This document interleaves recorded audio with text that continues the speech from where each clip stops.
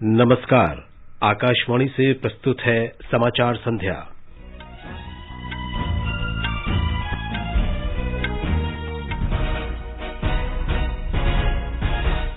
मौजूदा वित्त वर्ष की दूसरी तिमाही में भारत की सकल घरेलू उत्पाद दर 8.4% रही। लोकसभा में विपक्ष के शोरगुल के बीच दो विधेयक पेश, सदन की कार्यवाही बार बार स्थगित किए जाने के बाद दिन भर के लिए स्थगित। राज्यसभा के सभापति एम वेंकैया नायडू ने 12 सांसदों का निलंबन वापस लेने की विपक्षी नेता मल्लिकार्जुन खड़गे की अपील नामंजूर की। स्वास्थ्य मंत्री मनसुख मांडविया ने राज्यसभा में बताया, देश में कहीं भी कोविड के नए वेरिएंट ओमिक्रॉन का मामला सामने नहीं आया। नए वेरिएंट के मद्देनजर विदेश से भारत आने वाले विमान यात्रियों के लिए कल से संशोधित दिशा निर्देश जारी। अर्जेंटीना के फुटबॉल खिलाड़ी लियोनेल मेसी ने 7वीं बार पुरुष वर्ग का बैलोन डी'ओर पुरस्कार जीता। महिला वर्ग का पुरस्कार बार्सिलोना की एलेक्सिया पोतेलस को और पुरुष जूनियर हॉकी विश्व कप के क्वार्टर फाइनल मुकाबले कल भुवनेश्वर के कलिंगा स्टेडियम में। समाचार संध्या में मनोज के साथ मैं विशाल शर्मा। देश कोविड टीकाकरण अभियान के अंतर्गत 150 करोड़ टीके लगाने की दिशा में निरंतर आगे बढ़ रहा है। कोरोना वायरस का नया वेरिएंट मिलने से चिंताएं बढ़ी हैं। इसे देखते हुए श्रोताओं से हमारी अपील है कि यथाशीघ्र दोनों टीके लगवाएं और अन्य लोगों को भी टीके लगवाने के लिए प्रेरित करें। कृपया 3 सरल उपायों का पालन करें। मास्क लगाएं, 2 गज की सुरक्षित दूरी बनाए रखें, हाथ और चेहरा साफ रखें। कोविड से संबंधित किसी भी जानकारी और मार्गदर्शन के लिए राष्ट्रीय हेल्पलाइन नंबर 011-2397-8046 और 1075 पर संपर्क करें। अब समाचार विस्तार से। दुनिया की प्रमुख अर्थव्यवस्था वाले देशों में भारत की आर्थिक वृद्धि दर चालू वित्त वर्ष की दूसरी तिमाही में सबसे तेज रही। सकल घरेलू उत्पाद वृद्धि दर 8.4% दर्ज की गई। आज जारी सरकारी डेटा के अनुसार देश का सकल घरेलू उत्पाद पिछले वर्ष के मुकाबले 8.4% बढ़ा। राष्ट्रीय सांख्यिकी कार्यालय एनएसओ डेटा के अनुसार चालू वित्त वर्ष की दूसरी तिमाही में विनिर्माण क्षेत्र का उत्पादन 5.5% बढ़ा, जबकि इसी अवधि में निर्माण क्षेत्र में 7.5% की वृद्धि हुई। एनएसओ के आंकड़ों से पता चलता है कि कोविड महामारी की दूसरी लहर के बावजूद जुलाई से सितंबर की दूसरी तिमाही में घरेलू खपत में वृद्धि हुई। इससे आने वाले महीनों में उपभोक्ता मांग में तेजी से सुधार होने की उम्मीद बढ़ गई है। पिछले वर्ष इसी अवधि के दौरान अर्थव्यवस्था में 7.5% की गिरावट दर्ज की गई थी। मुख्य आर्थिक सलाहकार केवी सुब्रमण्यम ने कहा है कि इस वर्ष भारत की वृद्धि दर 2 अंकों की हो सकती है। मीडिया से बातचीत में श्री सुब्रमण्यम ने कहा कि पहले 6 महीनों की कुल वृद्धि दर 13.7% है, इसलिए अगली तिमाहियों में 6% से कुछ अधिक वृद्धि दर होने से इस वर्ष की वृद्धि दर 2 अंकों में हो सकती है। उन्होंने कहा कि 2022-23 में भारत की वृद्धि दर 6.5 से 7% तक हो सकती है और इससे आगे ये 7% से अधिक बढ़ सकती है। श्री सुब्रमण्यम ने कहा कि औपचारिक क्षेत्र कोविड संकट से उभरकर मजबूत हुआ है। उन्होंने कहा, हालांकि अनौपचारिक क्षेत्र पर असर पड़ा है, लेकिन उत्पादन की प्रवृत्ति का मतलब है कि इसके असर में कमी आएगी। मुख्य आर्थिक सलाहकार ने कहा कि वित्तीय क्षेत्र मजबूत बनकर उभरा है और विनिर्माण क्षेत्र से पता चलता है कि इस दशक में वृद्धि दर बढ़ेगी। लोकसभा में आज विपक्ष के शोरगुल के बीच 2 विधेयक पेश किए गए। सदन की कार्यवाही कई बार स्थगित किए जाने के बाद दोपहर बाद 3 बजे दिन भर के लिए स्थगित कर दी गई। राज्यसभा में बिना किसी स्थगन के सामान्य कामकाज हुआ। उधर राज्यसभा के सभापति एम वेंकैया नायडू ने नेता विपक्ष मल्लिकार्जुन खड़गे की 12 सांसदों का निलंबन रद्द करने की मांग खारिज कर दी। श्री नायडू ने कहा कि ये कार्यवाही उन्होंने नहीं बल्कि सदन ने की है। The Rajya Sabha is a continuing institution and the chairman of the House of the Rajya Sabha is empowered 256 259, 266, even other residuary powers also, chairman can take action and also the House can take action. You ransack the table and you also throw the papers on the chair and also you have got, some of them have gone down to the table and then you are giving me lessons. So this is not the way. इसके बाद कांग्रेस, आम आदमी party, राष्ट्रीय जनता दल समेत विपक्षी सांसदों ने नारेबाजी शुरू कर दी। बाद में इन दलों और अन्य विपक्षी दलों ने सदन से वॉकआउट किया। केंद्रीय स्वास्थ्य मंत्री मनसुख मांडविया ने कहा है कि देश के किसी भी हिस्से में कोरोना वायरस के नए वेरिएंट ओमिक्रॉन का कोई मामला सामने नहीं आया है। राज्यसभा में एक प्रश्न के उत्तर में श्री मांडविया ने कहा कि अब तक 14 देशों में नए वेरिएंट की पुष्टि हुई है। उन्होंने कहा कि इस वायरस को भारत में प्रवेश करने से रोकने के लिए सभी एहतियाती उपाय किए जा रहे हैं। श्री मांडविया ने सदन में बताया कि देश में कोविड की स्थिति नियंत्रण में है। सरकार की ओर से हर संभव प्रयास किया जा रहा है। सारे देश में आज 124 करोड़ डोज एडमिनिस्टर हो चुका है। देश में आज 84% देश के नागरिकों को जो 80 एबव एज के हैं उसको फर्स्ट डोज एडमिनिस्टर किया गया है और 47% से एबव को सेकंड डोज एडमिनिस्टर किया गया है। आज हर घर दस्तक अभियान चल रहा है। स्वास्थ्य कर्मियों घर घर में जाके टीकाकरण करवा रहा है। पर डे 70 लाख से 80 लाख डोज एडमिनिस्टर हो रहा है और ये ही एक हमारे लिए एक सुरक्षा का माध्यम है। केंद्रीय स्वास्थ्य सचिव राजेश भूषण ने आज वीडियो कॉन्फ्रेंसिंग के माध्यम से राज्यों के साथ कोरोना वायरस के नए स्वरूप ओमिक्रॉन पर समीक्षा बैठक की अध्यक्षता की। केंद्रीय स्वास्थ्य मंत्रालय ने विदेशों से भारत आने वाले यात्रियों के लिए दिशा निर्देशों को संशोधित किया है। नए दिशा निर्देश कल से प्रभावी होंगे। मंत्रालय ने एयर सुविधा पोर्टल पर पिछले 14 दिन का यात्रा विवरण और नेगेटिव आरटीपीसीआर जांच रिपोर्ट अपलोड करना अनिवार्य कर दिया है। आरटीपीसीआर जांच यात्रा शुरू करने के 72 घंटे के भीतर कराई जानी चाहिए। केंद्र सरकार ने सभी राज्यों और केंद्र शासित प्रदेशों से कोविड-19 के नए वेरिएंट के मद्देनजर सभी अंतर्राष्ट्रीय हवाई अड्डों पर कड़ी स्क्रीनिंग और जांच करने के लिए कहा है।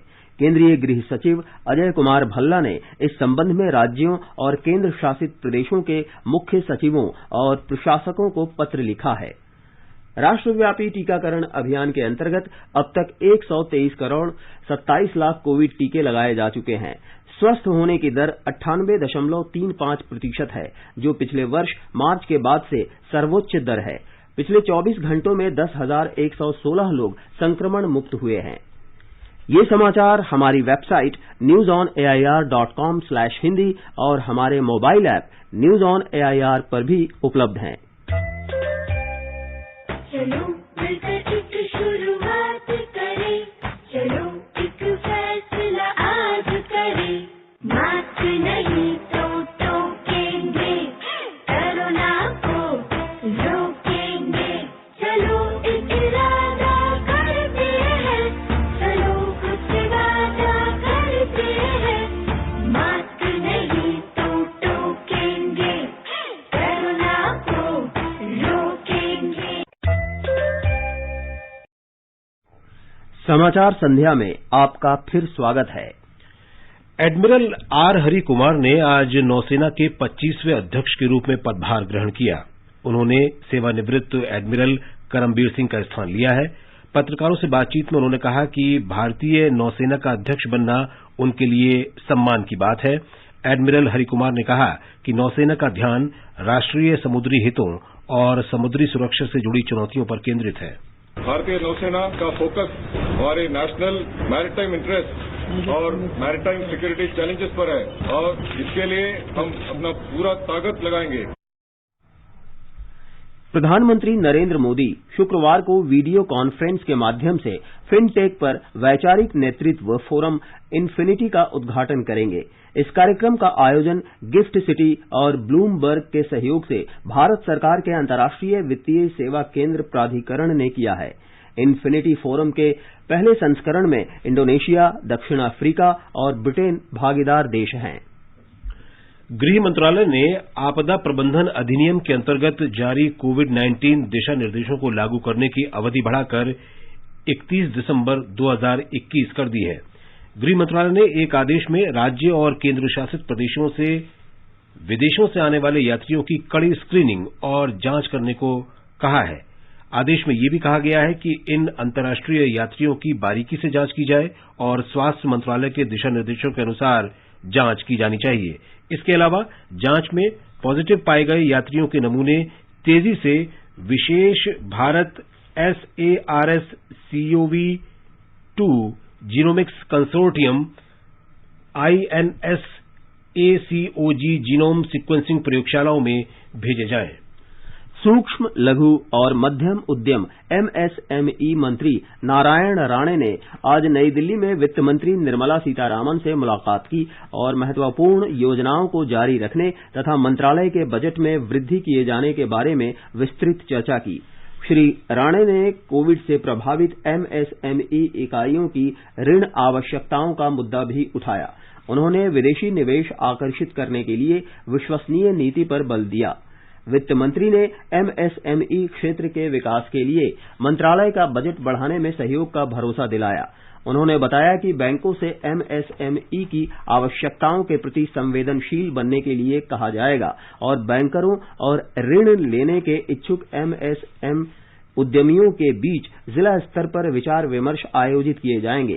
श्री राणे ने आशा व्यक्त की कि वित्त मंत्री की सहायता से MSME क्षेत्र कोविड महामारी के बाद आर्थिक बदहाली की ओर आगे बढ़ सकेगा। राज्य स्तरीय योजना स्वीकृति समिति ने राजस्थान के लिए 1816 करोड़ रुपए की पेयजल योजनाओं को मंजूरी दी है। इन योजनाओं से राजस्थान के 20 जिलों में 2348 गांवों में नल जल कनेक्शन उपलब्ध कराए जाएंगे। इस योजना के तहत करीब 4 लाख ग्रामीण परिवारों को नल जल कनेक्शन उपलब्ध कराए जाने हैं। स्वीकृति समिति भूजीनिक मैलेपन से प्रभावित 16 जिलों में पानी की गुणवत्ता के मुद्दों पर विशेष ध्यान देती है, जिससे इन क्षेत्रों में प्राथमिकता के आधार पर नल जल की आपूर्ति का प्रावधान करने का आग्रह किया गया है। सीमा सुरक्षा बल BSF के महानिदेशक पंकज कुमार सिंह ने कहा है कि निगरानी उपकरणों की तैनाती के साथ सीमा पर चौकस गश्त से भारत और बांग्लादेश के बीच मवेशियों की तस्करी के मामलों में कमी आई है। आज नई दिल्ली में संवाददाताओं से बातचीत में श्री सिंह ने कहा कि 2-3 साल पहले हर वर्ष लगभग 1,70,000 मवेशियों की तुलना में इस वर्ष केवल 18,000 मवेशी पकड़े गए। उन्होंने बताया कि बांग्लादेश की सीमा के अधिकतर इलाकों में बाड़ लगा दी गई है। कठिन इलाके होने के कारण करीब 10 से 12% क्षेत्र में बाड़ नहीं लगाई गई है। श्री सिंह ने बताया कि जहां तक पंजाब और जम्मू सीमा का सवाल है, ड्रोन उड़ाने का विषय चिंताजनक है। उन्होंने कहा कि कुल मिलाकर मादक पदार्थों, विशेषकर हेरोइन की तस्करी के मामले में कमी आई है और BSF 2 बार ड्रोन गिराने में सक्षम हुआ है। उन्होंने कहा कि BSF ड्रोन रोधी उपकरण लगा रहा है और पहले से ही कुछ उपकरण काम कर रहे हैं। मणिपुर के मुख्यमंत्री N बीरेन सिंह ने आज नूनी जिले में 50 बिस्तरों वाले प्री फैब्रिकेटेड फील्ड अस्पताल की आधारशिला रखी। यह अस्पताल राष्ट्रीय स्वास्थ्य मिशन की लगभग 3 करोड़ 50 लाख रुपए की आर्थिक सहायता से बनाया जाएगा। राज्य सरकार ने पहाड़ी जिलों में ऐसे अस्पताल बनाने का हाल ही में निर्णय लिया। कामजोंग, फेरजावल और तेंगनौपाल जिलों में जल्द ही ऐसे अस्पतालों के निर्माण का काम शुरू किया जाएगा। प्रधानमंत्री नरेंद्र मोदी ने जाने माने तेलुगु कवि और फिल्म गीतकार सिरी वेन्नेला सीताराम शास्त्री के आकस्मिक निधन पर दुख व्यक्त किया है।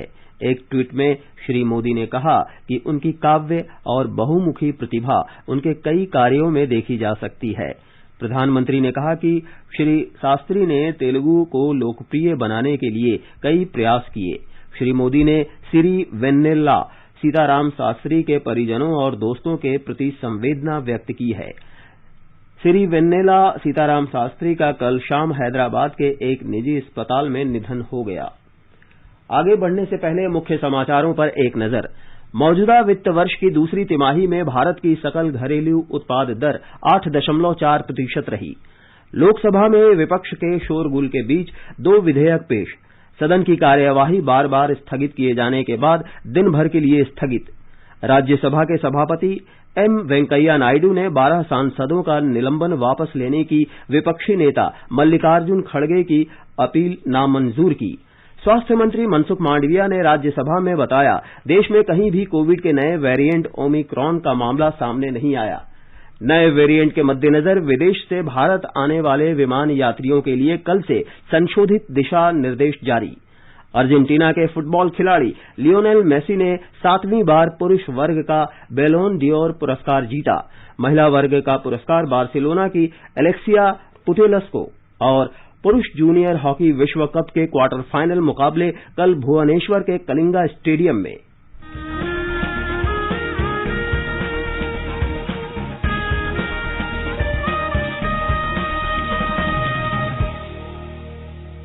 स्वाधीनता संग्राम के वे निशान जो साक्षी हैं हमारे सेनानियों के संघर्ष और बलिदान के। आकाशवाणी समाचार ला रहा है विशेष श्रृंखला निशान। हर बुधवार को शाम 4:45 पर कार्यक्रम परिक्रमा में FM गोल्ड 100.1 मेगाहर्ट्ज पर।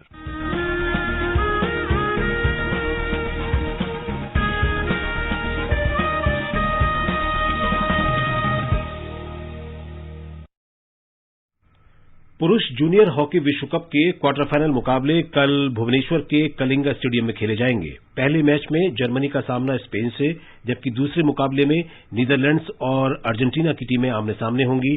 तीसरे क्वार्टर फाइनल में फ्रांस का सामना मलेशिया से, जबकि भारत का मुकाबला बेल्जियम से होगा। भारत और बेल्जियम के मैच का आंखों देखा हाल आकाशवाणी से शाम 7:25 से प्रसारित किया जाएगा। अर्जेंटीना के फुटबॉल खिलाड़ी लियोनेल मेसी ने रिकॉर्ड 7वीं बार पुरुषों का और बार्सिलोना की एलेक्सिया पुटेलस ने महिलाओं का बैलोन ड'ओर खिताब जीत लिया है। बायर्न म्यूनिख के रॉबर्ट लेवांडोव्स्की ने वर्ष का स्ट्राइकर खिताब अपने नाम किया। इटली के जियान लुइगी डोनारुमा ने सर्वश्रेष्ठ गोलकीपर का पुरस्कार जीता। चेल्सी को सर्वश्रेष्ठ क्लब का पुरस्कार मिला। बैलोन ड'ओर अवार्ड फ्रांस की फुटबॉल पत्रिका फ्रांस फुटबॉल द्वारा हर साल दिए जाते हैं। ये सम्मान क्लब और राष्ट्रीय टीम से एक साल में सर्वश्रेष्ठ प्रदर्शन करने वाले खिलाड़ी को दिया जाता है। और अब आर्थिक जगत की कुछ और खबरों के साथ हैं मनोज पाठक। बॉम्बे स्टॉक एक्सचेंज का सेंसेक्स आज 196 अंक घटकर 57,065 पर बंद हुआ। उधर नेशनल स्टॉक एक्सचेंज का निफ्टी 71 अंक घटकर 16,983 दर्ज हुआ। अंतर बैंकिंग विदेशी मुद्रा बाजार में $1 की तुलना में रुपया 8 पैसे कमजोर होकर 75 रुपए 17 पैसे पर चला गया। मल्टी कमोडिटी एक्सचेंज में दिसंबर महीने में आपूर्ति किए जाने वाले सोने का मूल्य 340 रुपए बढ़कर 47,925 रुपए प्रति 10 ग्राम हो गया। उधर चांदी 5 रुपए घटकर 61,635 रुपए प्रति किलो पर आ गई और अंतर्राष्ट्रीय बाजारों में ब्रेंट कच्चे तेल की कीमत घटकर $71.10 प्रति बैरल के आसपास आ गई। आजादी का अमृत महोत्सव के लिए सभी उपभोक्ताओं को शुभकामनाएं। हॉलमार्क सोने की शुद्धता सुनिश्चित करता है। हमेशा हॉलमार्क वाले सोने के आभूषण खरीदें। उपभोक्ता संबंधित किसी भी शिकायत के लिए कृपया राष्ट्रीय उपभोक्ता हेल्पलाइन के टोल फ्री नंबर 14404 पर संपर्क करें। उपभोक्ता मामले विभाग, भारत सरकार द्वारा जनहित में जारी। जागो ग्राहक जागो। ये समाचार आकाशवाणी से प्रसारित किए जा रहे हैं। ताजा समाचार जानने के लिए आप हमारे Twitter handle @AIR News Hindi को फॉलो कर सकते हैं। ये आकाशवाणी है और अब प्रस्तुत है संसद में आज की कार्यवाही की समीक्षा। पहले लोकसभा में हुई कार्यवाही की समीक्षा। लेखक हैं स्वतंत्र पत्रकार कविता पंत। संसद के शीतकालीन सत्र के दूसरे दिन लोकसभा में विपक्षी सदस्यों के लगातार हंगामे के कारण अध्यक्ष ओम बिरला ने सदन की बैठक निर्धारित समय से पहले कल सुबह 11 बजे तक स्थगित कर दी। आज सदन की बैठक शुरू होते ही अध्यक्ष ने दादरा और नगर हवेली से हाल में निर्वाचित शिवसेना की सांसद कलाबेन मोहन डेलकर से सदन की सदस्यता ग्रहण करने का आग्रह किया। श्रीमती डेलकर ने सदस्यता ग्रहण करने के बाद अध्यक्ष ने जैसे ही प्रश्नकाल शुरू करने को कहा, विपक्षी सदस्य अपनी बात रखते हुए सदन में शोर शराबा और हंगामा करने लगे। कांग्रेस सहित कुछ विपक्षी दलों के सदस्यों ने लगातार हंगामा जारी रखा, जिसके बाद लोकसभा की कार्यवाही स्थगित कर दी गई। विपक्षी सदस्य केंद्र के 3 कृषि कानूनों को निरस्त करने संबंधी विधेयक को बिना चर्चा के पारित करने का मुद्दा उठा रहे थे। अध्यक्ष ओम बिरला ने सदन की कार्यवाही शुरू होने के करीब 10 मिनट बाद तीसरे पहर 2 बजे तक स्थगित कर दी। कांग्रेस, द्रमुक और नेशनल कॉन्फ्रेंस ने सदन से वॉकआउट किया। प्रश्नकाल के दौरान भाजपा सदस्य पुष्पेंद्र सिंह चंदेल ने देसी गौवंश से संबंधित सवाल पूछा और आरोप लगाया कि विपक्ष किसानों से बात नहीं करने दे रहा। अध्यक्ष ने विपक्षी सदस्यों से प्रश्नकाल चलने देने की अपील करते हुए कहा कि प्रश्नकाल में महत्वपूर्ण सवालों को शामिल किया गया है। उन्होंने विपक्ष के सदस्यों से आग्रह किया कि वे सदन में चर्चा करें और अच्छा वातावरण बनाए रखें। 2 बार के स्थगन के बाद लोकसभा अध्यक्ष ने सदन में सभी दलों के नेताओं से बातचीत की, जिसके बाद उम्मीद की जा रही थी कि 3 बजे से सदन की बैठक सामान्य रूप से चलेगी। लेकिन 3 बजे सदन की बैठक शुरू होते ही अनेक विपक्षी सदस्यों ने अपना विरोध और नारेबाजी जारी रखी। लोकसभा अध्यक्ष ने सदस्यों से फिर आग्रह किया कि वे रचनात्मक और सकारात्मक माहौल में सदन को चलने दें, लेकिन विपक्ष अपनी बात पर अड़ा रहा। शोर शराबे के बीच ही केंद्र सरकार ने उच्च न्यायालय और उच्चतम न्यायालय के न्यायाधीशों की सेवा और वेतन से जुड़ा विधेयक लोकसभा में पेश किया। केंद्रीय कानून मंत्री किरेन रिजिजू ने उच्च न्यायालय और उच्चतम न्यायालय के न्यायाधीश वेतन और सेवा की शर्तें संशोधन विधेयक 2021 को सदन में पेश किया, जिसके माध्यम से केंद्र सरकार ने उच्च न्यायालय और उच्चतम न्यायालय के न्यायाधीशों के वेतन और सेवा की शर्तों में संशोधन का प्रस्ताव किया है। जबकि स्वास्थ्य मंत्री डॉक्टर मनसुख मांडविया ने असिस्टेड पुनर्प्रजनन प्रौद्योगिकी विनियमन विधेयक 2020 सदन में पेश किया। गौरतलब है कि संसद के शीतकालीन सत्र के पहले दिन सोमवार को लोकसभा में विपक्षी दलों ने किसानों के मुद्दे पर शोर शराबा किया था। सदन में हंगामे के बीच ही 3 विवादित कृषि कानूनों को निरस्त करने संबंधी कृषि विधि निरसन विधेयक 2021 को बिना चर्चा के मंजूरी प्रदान कर दी गई थी। वहीं लोकसभा में एक लिखित जवाब में गृह राज्य मंत्री नित्यानंद राय ने बताया कि जम्मू कश्मीर में अनुच्छेद 370 के समाप्त होने के बाद कुल 1678 प्रवासी पीएम विकास पैकेज 2015 के अंतर्गत नौकरी करने के लिए कश्मीर लौट आए हैं और 150 आवेदकों की भूमि बहाल कर दी गई है। अब सुनिए राज्यसभा की कार्यवाही की समीक्षा। लेखक हैं पीटीआई भाषा के अविनाश। राज्यसभा में सरकार ने अशोभनीय आचरण के कारण शीतकालीन सत्र की शेष अवधि के लिए निलंबित 12 विपक्षी सदस्यों के निलंबन को वापस लेने के मुद्दे पर विपक्ष के नेताओं से बातचीत करने तथा विपक्ष की उपस्थिति के बिना सदन में कोई विधायी कामकाज कल तक नहीं किए जाने का प्रस्ताव रखा। इसके बाद सदन की कार्यवाही दोपहर करीब 2:15 बजे पूरे दिन के लिए स्थगित कर दी गई।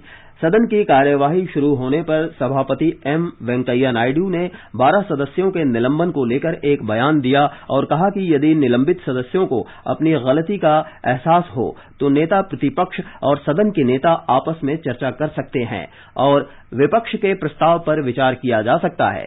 इसके बाद उच्च सदन में शून्यकाल और प्रश्नकाल सामान्य ढंग से हुआ। भोजनावकाश के बाद सदन के नेता पीयूष गोयल ने 12 विपक्षी सदस्यों के निलंबन से जुड़े घटनाक्रम पर एक बयान दिया, किंतु उन्होंने ये भी कहा कि वो सभापति द्वारा दिए गए सुझाव के आधार पर इन सदस्यों के निलंबन को वापस लेने के मामले में विपक्ष के नेताओं से बात करने को तैयार हैं। इसके बाद उपसभापति हरिवंश ने जल शक्ति मंत्री गजेंद्र सिंह शेखावत को बांध सुरक्षा विधेयक सदन में रखने को कहा तो संसदीय कार्य मंत्री प्रहलाद जोशी से अनुरोध किया कि वो इस विधेयक पर चर्चा को कल तक के लिए टाल दें। श्री जोशी ने कहा कि सरकार नहीं चाहती कि बांध की सुरक्षा से जुड़े इस महत्वपूर्ण विधेयक को विपक्ष के सकारात्मक सुझावों के बिना पारित किया जाए। उन्होंने कहा कि कल तक विपक्ष के नेताओं से बातचीत कर 12 विपक्षी सदस्यों के निलंबन को वापस लेने के मुद्दे पर कोई सहमति बनाने का प्रयास किया जाएगा। इसके बाद उपसभापति हरिवंश ने बैठक को पूरे दिन के लिए स्थगित कर दिया।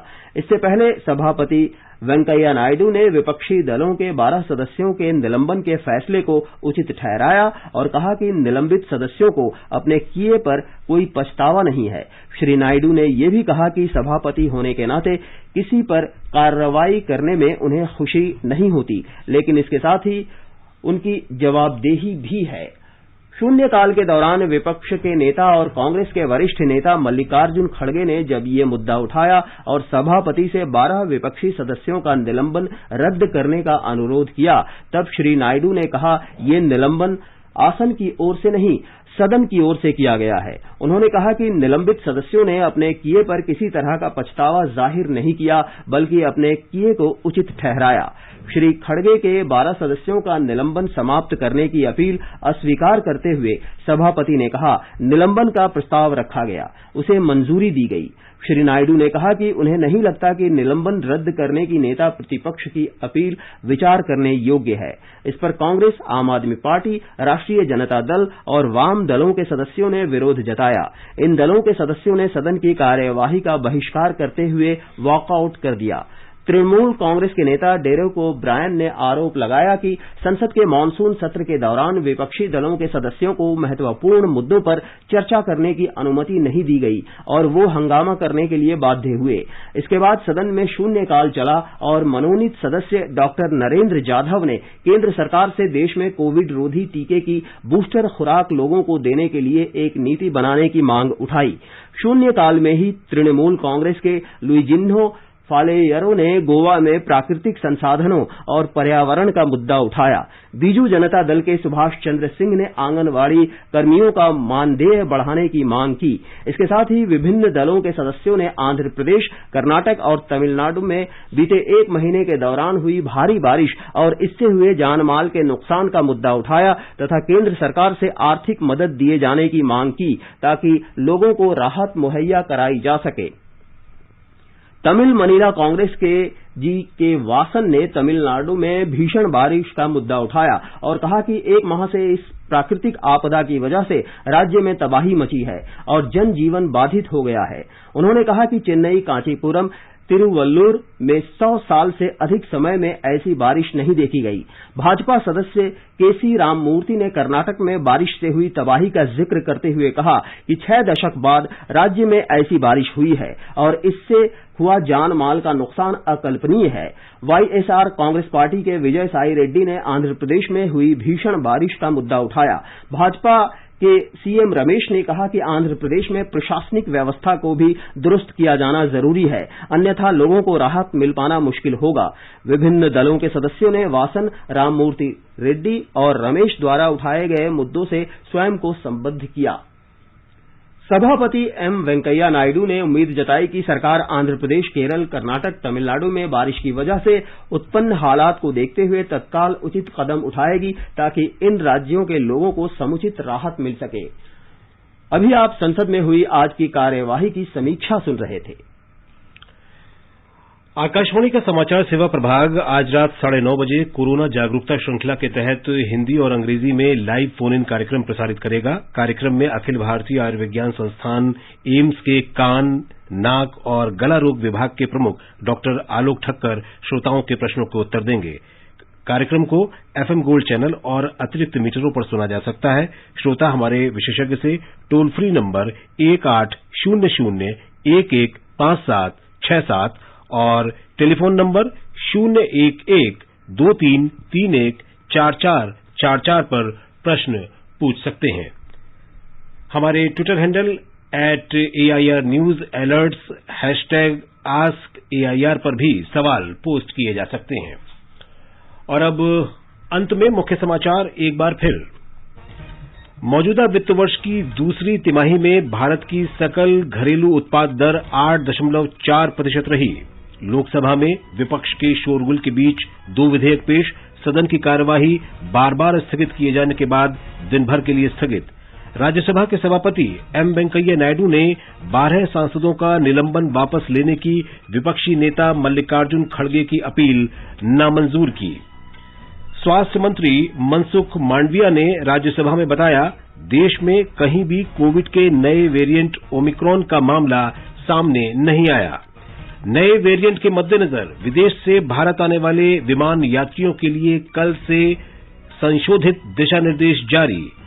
अर्जेंटीना के फुटबॉल खिलाड़ी लियोनेल मेसी ने 7वीं बार पुरुष वर्ग का बेलोन डियोर पुरस्कार जीता। महिला वर्ग का पुरस्कार बार्सिलोना की एलेक्सिया पुटेलेस को और पुरुष जूनियर हॉकी विश्व कप के क्वार्टर फाइनल मुकाबले कल भुवनेश्वर के कलिंगा स्टेडियम में। इसके साथ ही समाचार संध्या का ये अंक समाप्त हुआ। नमस्कार।